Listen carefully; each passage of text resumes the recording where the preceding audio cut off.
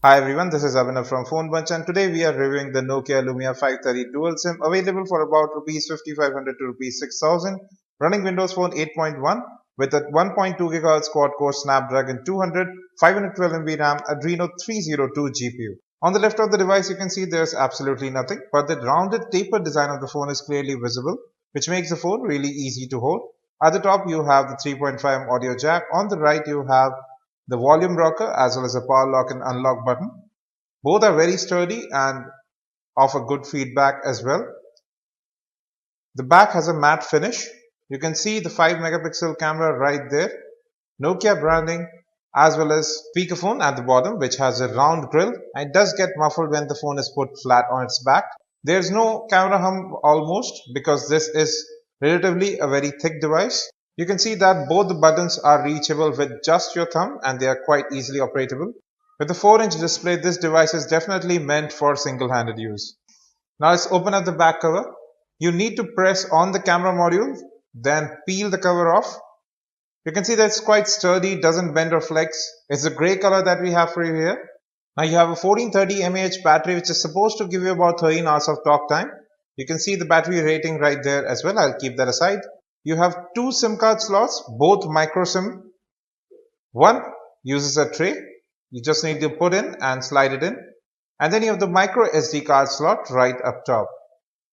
And you can see the Microsoft Mobile branding right there. So Nokia will be taking a backseat. Future phones might just be called Lumia devices. No Nokia branding on them at all. The phone does feel quite solid. There is very little flex. But still, it isn't up to par with build quality when we talk of the Lumia 520 or 525. Coming to the front, you have the earpiece right up top. You have a 4-inch FWVGA display. So 480 by 800 pixels is used by the app and the interface. The 54 pixels at the bottom are used by the on-screen buttons. And even then the bezels are actually quite large. Given that the buttons are on screen, there is no front-facing camera and no proximity or light sensors. The display has very poor viewing angles. You can see they are narrow, brightness as well as colors distort. The colors don't look good either. Even the sunlight legibility and viewability is not good on this display.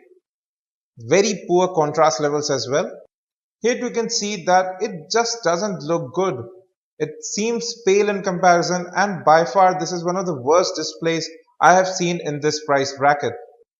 I can switch between the different SIM cards right from within the dialing interface. I'll just show that to you as well. We didn't have any major issues with network or call quality. The other person on the line was able to hear us clearly. The speakerphone and earpiece are quite loud. You do have dual SIM settings available here too. So you can choose which SIM card to use for your data connection. And any one of the two SIM cards can use a 3G network at any given time. You do have internet connection sharing available here as well. So you can use this phone as a Wi-Fi hotspot. Now in Network Plus settings, you have a smart dual SIM mode which you can enable, using which you can forward calls from either both the SIM cards when either one is busy or from one SIM card to the other. Now you have the dual SIM switch available in messaging app as well. So dual SIM settings have been very thoughtfully used in Windows Phone 8.1.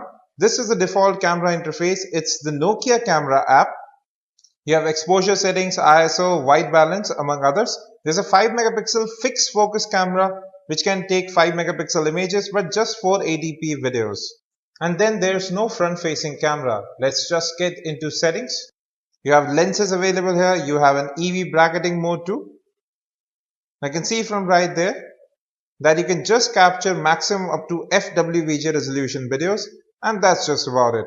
It's a very simple to use camera interface, not much going on here, but you would have really liked if this camera would have had autofocus. Videos don't turn out to be great and the images are almost always blurry. You can see it from right here as well.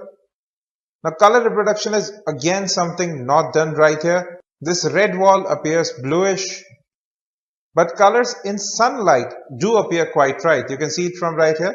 So auto mode is actually not your friend here. Macro shots do turn out to be very blurry and it's a given since the phone doesn't have autofocus. But more often than not, most images do have a slight bluish or purplish hue to them. And then there's no front-facing camera either. Coming to music playback, this is a default headset we get within the box. Very simple, no buttons here, you do have a microphone and these sound just about alright. There's the Xbox music player you can see right there. Music playback is smooth, we didn't have any issues and the speakerphone is actually very loud.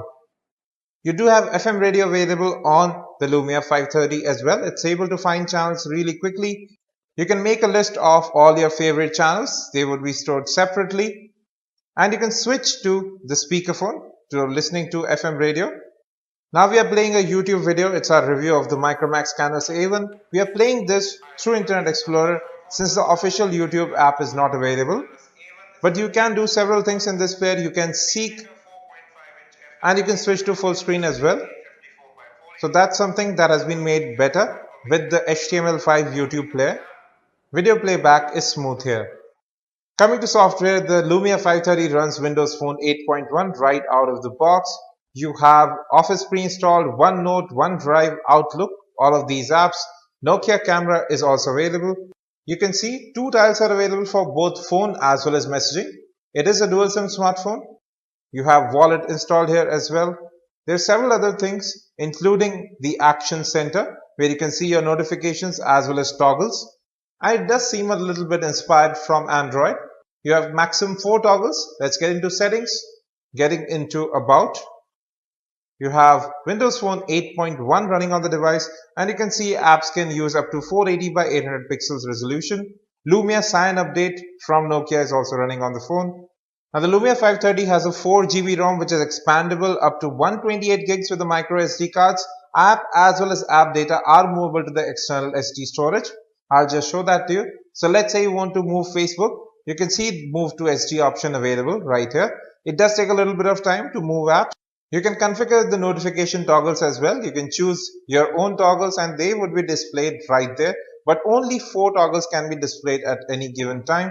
You can even customize the ringtones for different apps. So you can just go ahead into the app and select which ringtone you want to use. Good amount of customization is now available on Windows Phone. You do have the Lumia profile available here. So you can customize the brightness as well as colors. At present I have set it to full, but even then this display doesn't look good. You have a new battery saver mode where you can see which apps are using how much of your battery and whether these apps are allowed to work in the background. You can easily get more than 1 day of average usage with this phone. With minimal usage, you can get through more than 1.5 days.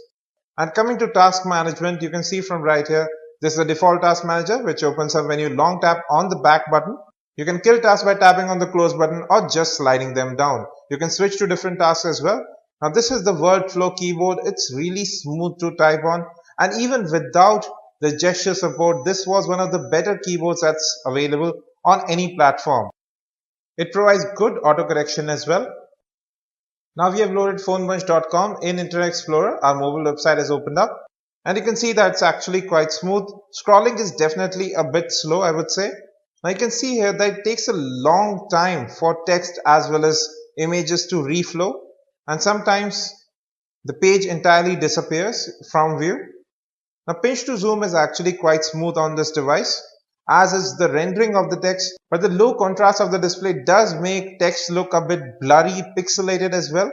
Now you do have a reading mode where all the distractions including ads, sidebars are removed, so only the main article is kept in focus. In terms of general usage, this phone performs alright. There is not much lag in the interface, but with many apps open it does begin to bog down. Basic games played well, but with 512 MB RAM, high-end games were not compatible. But then there is this bad display. It just has very poor and narrow viewing angles and doesn't look good at all. But this phone feels good to hold in the hand. It doesn't have the build quality of the Lumia 520 or the 525. And then there's the lack of autofocus in the primary camera, a very poor display, prompting me to give this phone 2 thumbs down and telling you not to buy it at all. We'll be back with more. Till then you can watch its unboxing and gaming from right here. Don't forget to subscribe, like and share this video. That would really help. Thanks for watching. Any questions, hit us in the comment section and have a great day.